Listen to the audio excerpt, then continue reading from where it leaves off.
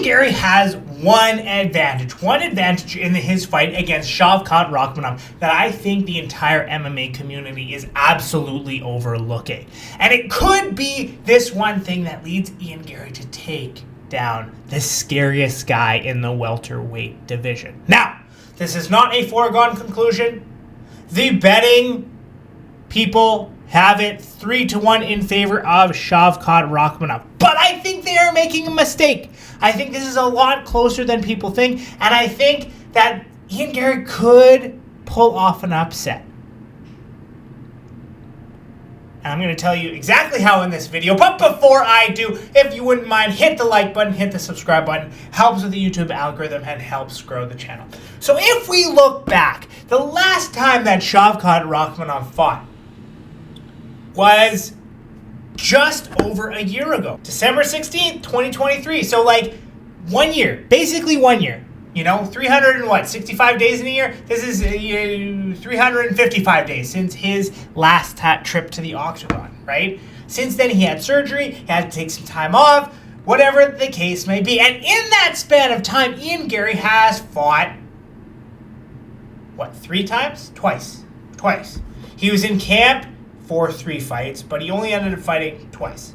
He fought in March. He beat Geoff Neal. Split decision victory, and then he fought again against Venom Page, right? And he was going to go and fight Buckley, but as a badass, he takes this fight on short notice. Here we are. A few days out, Ian Garry, Shavkat Rakhmonov, someone's always got to go. But I think his advantage right now is activity, right? Ian Garry has been active. He fought Geoff Neal. Both of them share a partner in Geoff Neal. Shavkat obviously got the job done, finished Geoff Neal, got it done in more dominant fashion. Ian Garry won a split decision. I do think that was the right decision. Some people thought Geoff Neal won. But at the end of the day, he's fought twice, been through 2 training camps. He was in the middle of his 3rd one, and then when they switched things up, when the UFC switched things up, right? So that level of activity, I think that is a much bigger advantage than, than the betting odds are making. So that's number one, right? Like, to me, that is the unspoken advantage that nobody is talking about, right? Is the fact that Shavkat has been out for a year. And for at least, I think 3 months of that year, he wasn't doing much, right? Because he had to have that surgery on his ankles and legs and whatever the case may be. So this level of activity from Ian Garry, all the experts say that ring rust is absolutely real, right? And now that being said, usually they're talking about people who have been out in excess of a year, right? So will this apply to Shavkat in this case? I don't know. I'm not sure. It wouldn't be one of these things that I'm going to bet my house on or anything like that, but I do think that this is the betting odds and the MMA community is significantly overlooking the fact that Ian Garry has been active. He's already fought twice this year, right? And in that time, we have seen him display significant improvements. He looks stronger. In his fight against Geoff Neal, he looked quite dynamic. The only time and the only concern I have with Ian Garry is what happens if they clinch, right?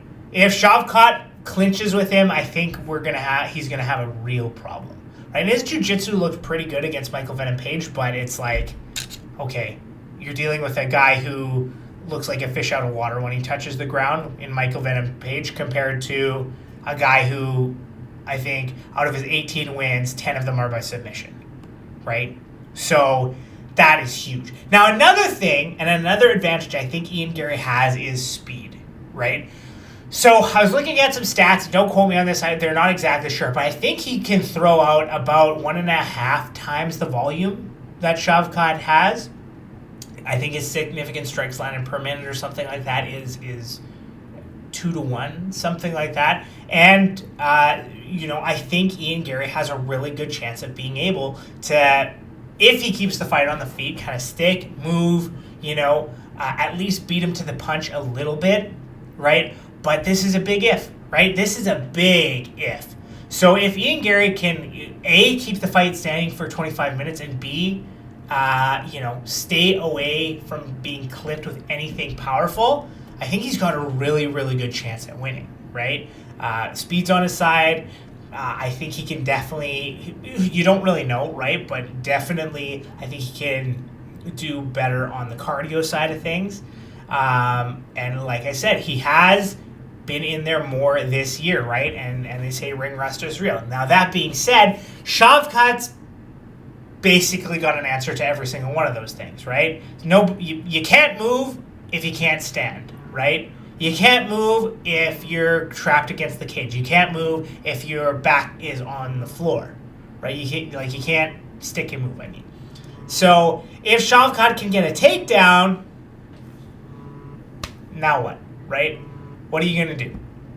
Because there's absolutely, if Shavkat gets a takedown, Ian Garry's in big trouble, I think, right? The ground and pound, the relentless pressure, the submissions, like all of that is going to be a problem for Ian Garry. Now, can you imagine if Ian Garry wins by submission?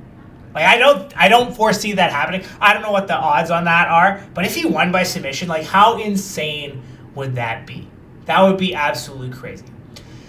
So, yeah, to me, it's quite obvious that Shavkat is the favorite. He is favorite for a good reason, right?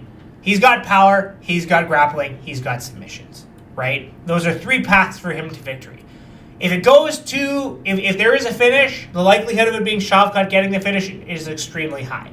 If there is a decision, if it goes the distance, I can definitely see it going to Ian Garry. The guy does have some phenomenal striking. He's very quick. He can touch him and move, and he's been in there more. The odds have it at 3-1. And I still, like I said, I do think, if I'm picking Shavkat. I do think Shavkat's going to win. But that being said, this isn't kind of a thing where Shavkat's absolutely just going to steamroll him. I mean, if he does, it's crazy, right?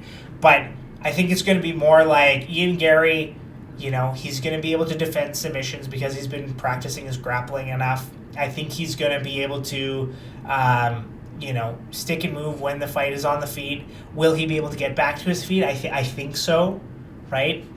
I just don't think that it's as one-sided as the betting odds are making it out to be, right? I think it's a lot closer fight than people think. And I think that, if you watch some of the footage of them sparring, right, like Ian Garry is getting to Shavkat more than Shavkat is getting to Ian Garry, right? He's touching him, 3 times compared to Shavkat getting there once, right?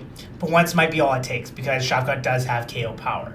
Now again, Shavkat can be KO'd though. He can, I don't know about KO, but he can be knocked down, right? He can be hurt, he can be wobbled, right? We saw in the pocket against Geoff Neal, he had some problems there. In some of his earlier fights, we have seen he has been knocked down, right? But the dude is relentless. So, like I said, I think one advantage that everybody's overlooking for Ian Garry is the fact that he has been active this year, and that could play a huge factor in him being able to win this. At the end of the day, though, I'm still leaning towards Shavkat, but very close fight, very interesting fight, very exciting fight. When was the last time we saw 2 undefeated fighters go at one another? It hasn't happened in a while. What do you guys think is going to happen? Do you guys think that Ian Garry can come out of this thing the victor? Let me know in the comments. Well, thank you for watching, and we'll see you next time.